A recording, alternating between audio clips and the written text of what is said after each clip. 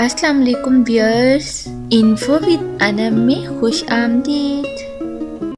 خواب شیشے کا پارٹ نمبر 5، قسط نمبر 1۔ گھر میں دل فریب سا شور و ہنگامہ مچ گیا جب ملائکہ نے سب کو حیران کر دیا اور اپنے بیٹے یوش کے ساتھ افندی ہاؤس آ پہنچی۔ لڑکیوں کی ہاؤ ہو چیخو پکار، اف یہ سرپرائز ہے، ہارٹ اٹیک ہو جاتا خوشی سے مجھے۔ مہرماں کی بہن سے بہت دوستی تھی، اسے بھیجتے ہوئے بولی تو وہ ہنسنے لگی۔ 2 سالہ یوش وہاں صرف ماں اور باپ کو دیکھنے کا عادی تھا، یہاں اتنے سارے ہاتھوں کو اپنی طرف بڑھتے دیکھ کر روتا ہوا ماں سے لپٹ گیا۔ اور تم سناؤ طلال کیسا ہے؟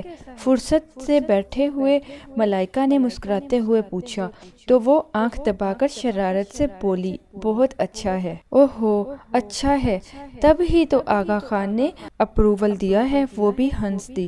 وہ تو منگنی کے چکر میں آیا تھا۔ مہرماں نے الٹا ہاتھ لہرا کے ملائکہ کو رنگ دکھائی اور اترا کر بولی مگر آقا جان نے بڑے چاچو کے آنے کی شرط رکھ دی، آخر میں منہ لٹکایا۔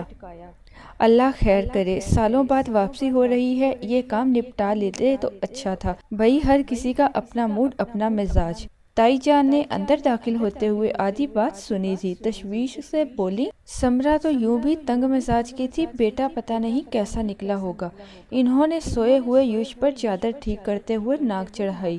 وہ بہت سخت مزاج کی خاتون تھی جن کے چہرے پر مسکراہٹ صرف اپنی اولاد کے لیے آتی تھی۔ آغا جان نے ایسے ہی پروگرام آگے پہ ڈال دیا، انہوں نے بلا آ کر کون سی دمالیں ڈال لینی تھی۔ رشتہ تو ان سے ہے نا امی، اور پھر اس ماہ کے آخر تک وہ آ ہی رہے ہیں تو ان کے آنے سے پہلے ہی فنکشن بھگتا لینا کچھ مناسب نہ لگتا؟ ملائکہ نے رسانیت سے کہا۔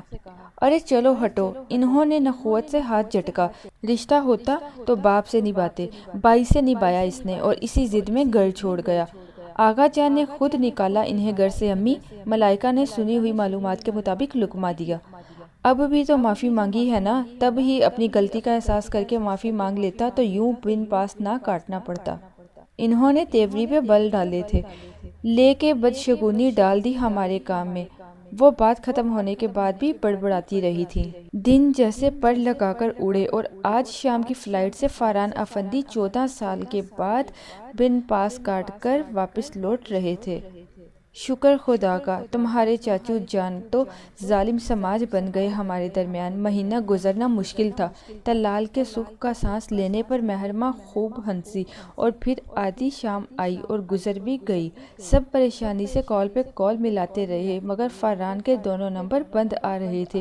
ساری فلائٹس چیک کر لی مگر مسافر اسکائپ پر بھی موجود نہ تھے۔ اور رات شدید پریشانی کی رات تھی۔ ایئرپورٹ انکوائری سے پتہ چلا کہ فاران افندی اور ان کی فیملی کی سیٹیں کنفرم تھیں مگر وہ آئے نہیں تھے۔ مبین تم کم از کم ایڈریس تو لے لیتے وہاں اس کا۔ آغا جان کا دل سخت بے چین تھا، کبھی اٹھتے کبھی بیٹھتے۔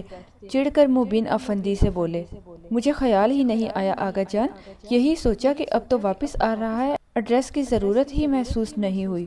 انہوں نے اپنی غلطی تسلیم کرتے ہوئے دبے لفظوں میں وضاحت بھی کر دی۔ پریشانی سی تھی۔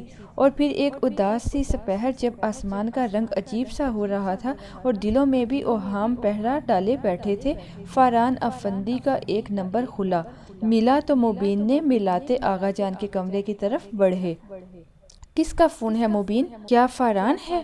آغا جان بے چینی سے اٹھ کر ان کی طرف بڑھے تو دوسری طرف کی بات سنتے مبین افندی کو جیسے ٹھوکر سی لگی اور وہ اپنے عمر رسیدہ باپ کے بازو کا بے اختیار سہارا لے بیٹھے۔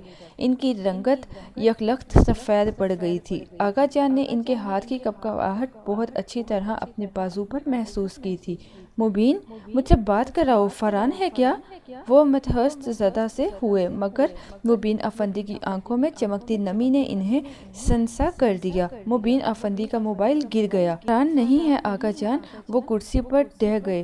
آغا جان کے دل میں درد کی شدید لہر سی اٹھی۔ مبین افندی کا ٹوٹا ہارا انداز اور آنکھ میں چمکتی نمی ایک ہی اطلاع دے رہے تھے، فاران نہیں تھا۔ فران نہیں رہا تھا، ان کے ذہن میں جکڑ سے چل پڑے۔ خوبصورت ناول خواب شیشے کا ابھی جاری ہے، بقیہ واقعات آپ اگلی قسط میں ملاحظہ کیجیے۔